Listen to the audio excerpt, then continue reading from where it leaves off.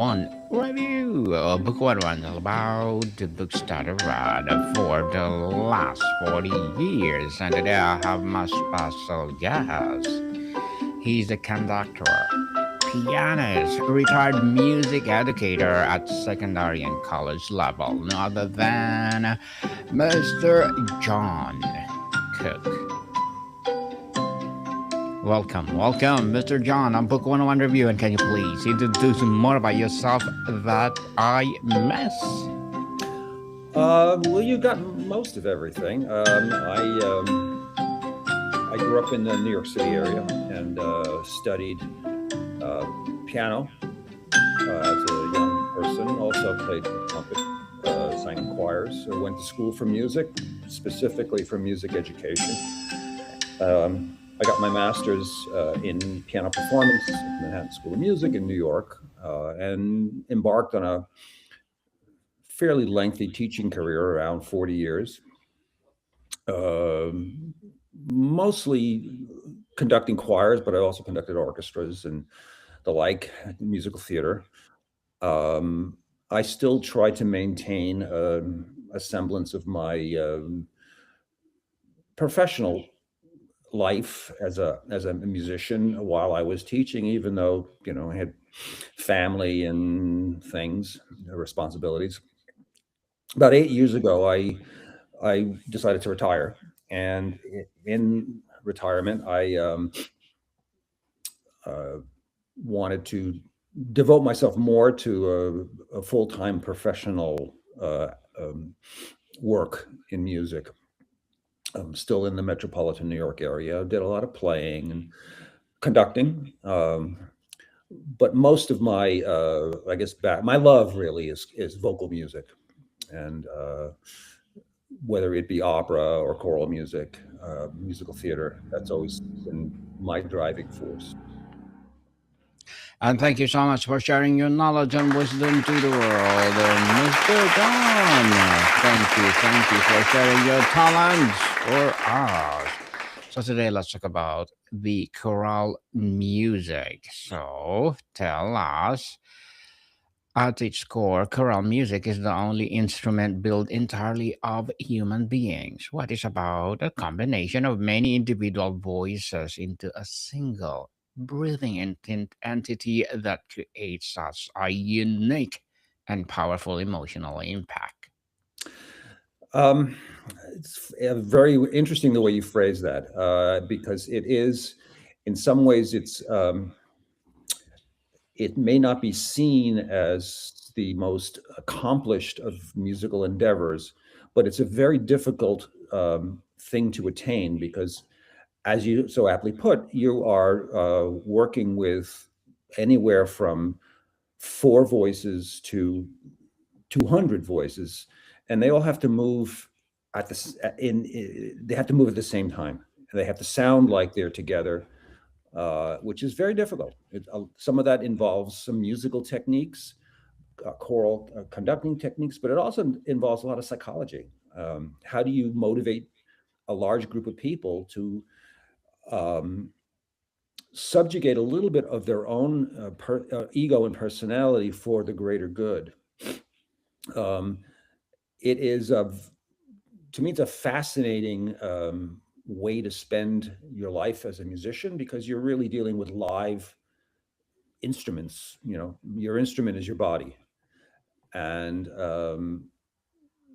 motivating people to use their voice in a way that shows your individuality, but also is part of a mosaic um, of other voices, with also giving reference and respect to who the composer is and what the composer is trying to communicate.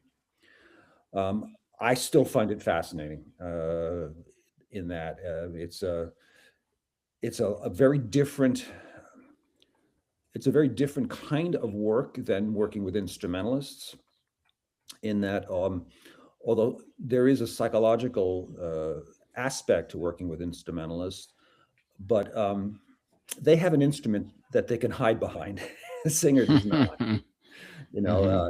uh, they're vulnerable in a sense, and so I think as a choral conductor, you need to understand that there is a vulnerability to that. Um, um, it's also different working, with school choirs, which I spent a lot of time with, and adults.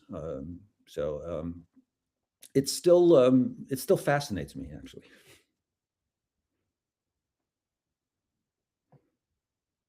Fascinating indeed. So choral music spans from Gregorian chant to AI composed works. What is the timeless, universal human need that this art form fulfills, allowing it to evolve yet remain fundamentally unchanged in its in essence?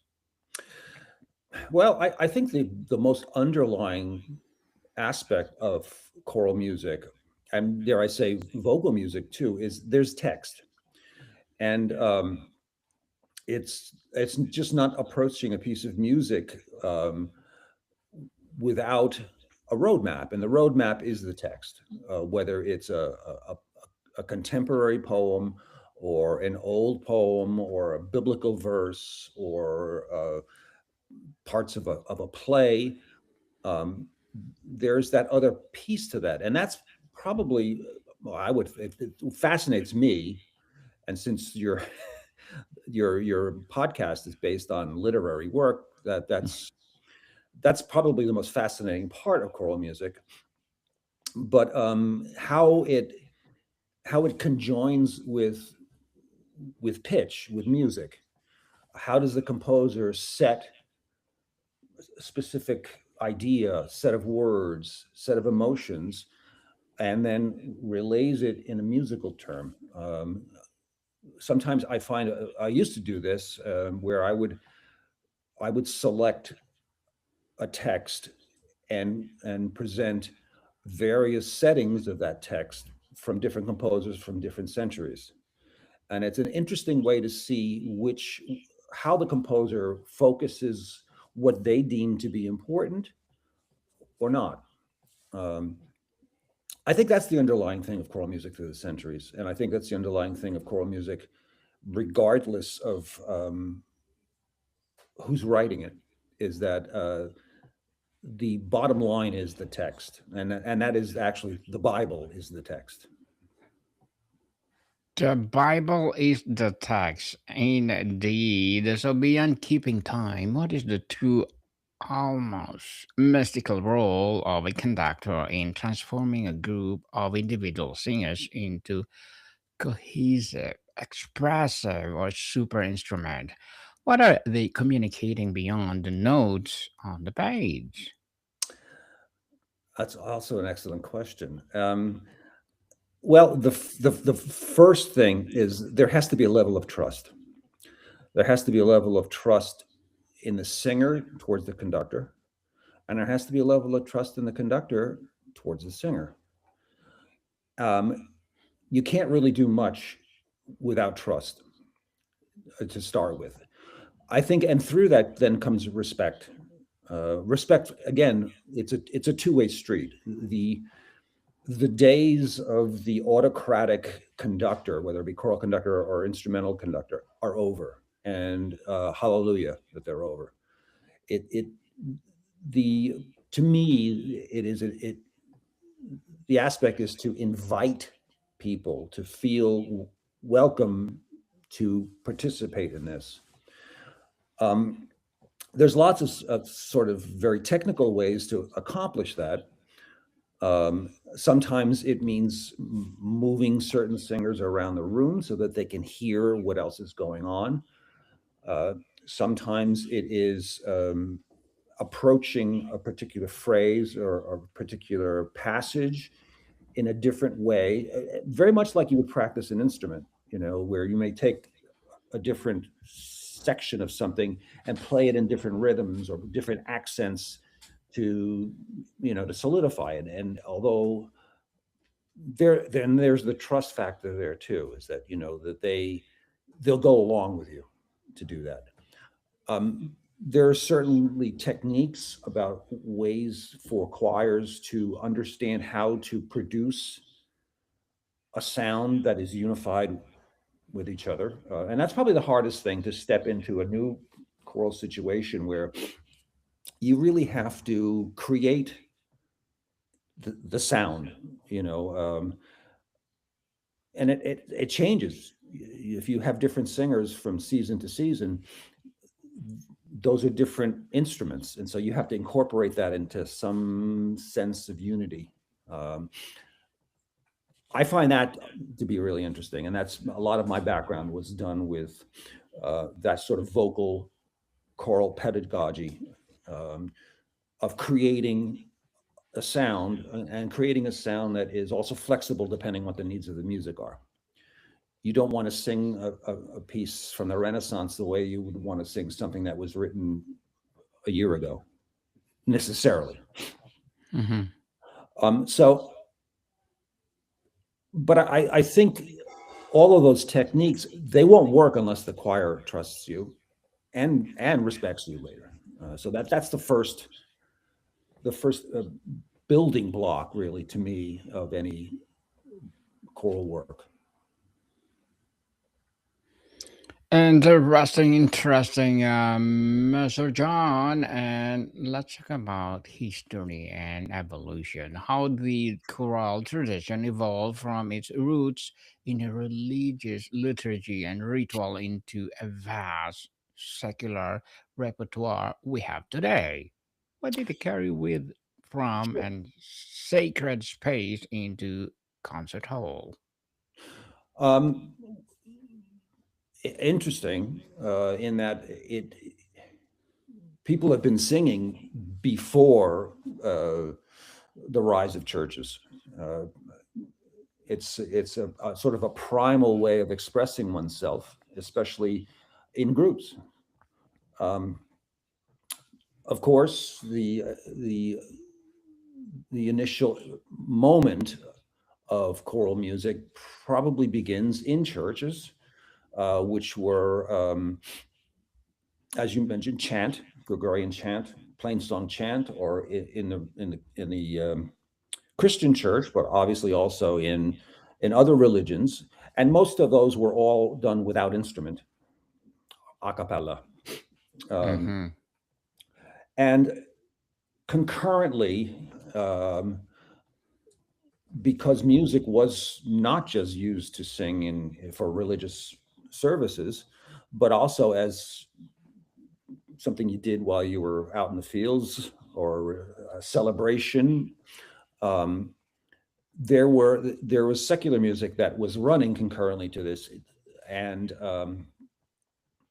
accompanied by minimal instruments, for sure, a stringed instrument, or a wind instrument, or a tambour, or a drum. Um, and as things sort of developed, and technology developed, uh, the creation of organs, the creation of uh, more sophisticated instruments, choral music also developed through that. The texts weren't always religious. The texts sometimes were love songs, songs of joy, sung by rolling bands of musicians. Um, but I guess the initial idea of a chorus or a choir, um, is in sacred music. Uh, Actually, part of the section of a church is called a choir, which is where the word comes from. Um, and so, through most of Western Europe, this was also a place too where people were educated. There were schools. The major cathedrals all had, and they still do. Some of them still do have schools of choirs, and they were also taught to read. They were taught to read music. They were taught literature. So, and at some point, it developed where choral music transcended the sacred space into a secular space, and some of that really has to do with its correlation with theater. Um, of course, there's the Greek chorus, which is not a singing chorus necessarily, but as opera made its way in the early Baroque period, in the early 17th century, there were choirs that would comment on the action, like the Greek chorus in Greek drama, and the whole spread of opera had the use of chorus, not in a sacred setting. Um, Composers started writing for choirs, or started setting um, solo songs to choral editions, and and as you get into the 19th century, where now these uh, choir groups, unions, glee clubs, um, were accessible to the middle class, so to speak. It pretty much follows really social history, where it was out, it was taken out of the church and taken out of small, wealthy um, places, and now becomes part of a larger group, which is really where it is today. I don't know if that makes any sense. Makes sense. Makes sense, Mr. John. So, global tapestry. Western choral traditions is dominant, but nearly every culture has a form of communal singing. How are we non-Western choral traditions while challenging and enriching the global definition of chorale music? Well, most of the Western choral music traditions, I say most, but not all, are really based on sort of the music theoretical aspects of Western harmony, Western tuning, etc. Um, Many other traditions don't use the temperate Western tuning um, that we use here. Um, and to be honest, I'm not an expert in that for sure. But instead of, for example, singers singing in half steps or whole steps, they're singing in quarter tones or microtones or slides.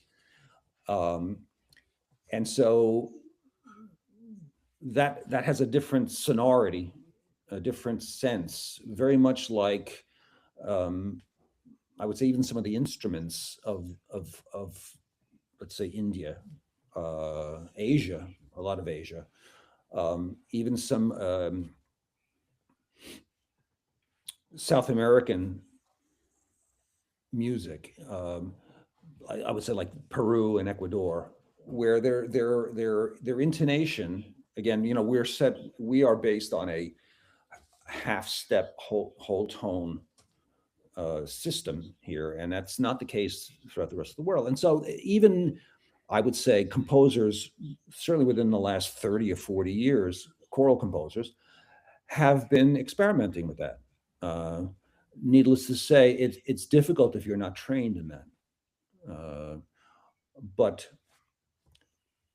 we're in a very different place here today in music, choral music specifically, because we have so much that's available to us that was never really available to us. And with the use of the internet and the use of streaming services, you can hear music and you can see music from all over the world, unless you were, in a university library, or you were actually in a country experiencing that.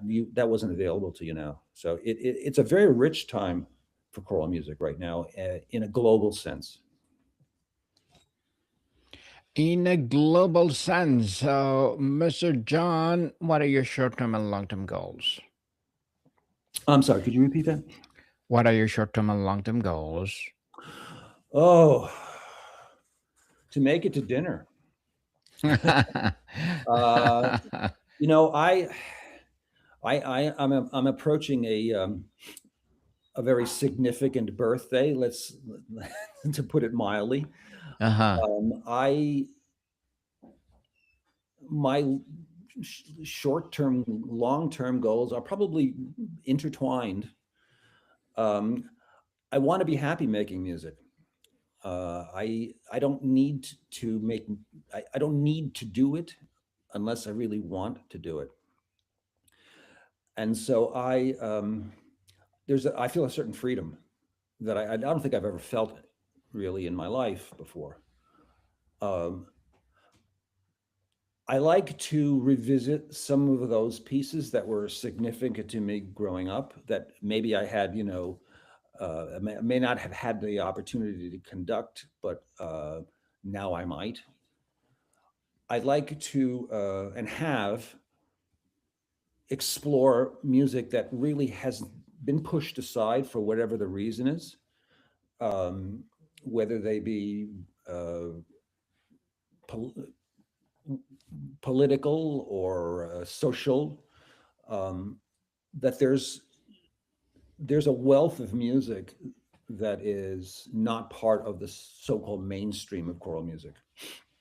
Um, I'm a first generation American citizen, and I'm very aware of my roots.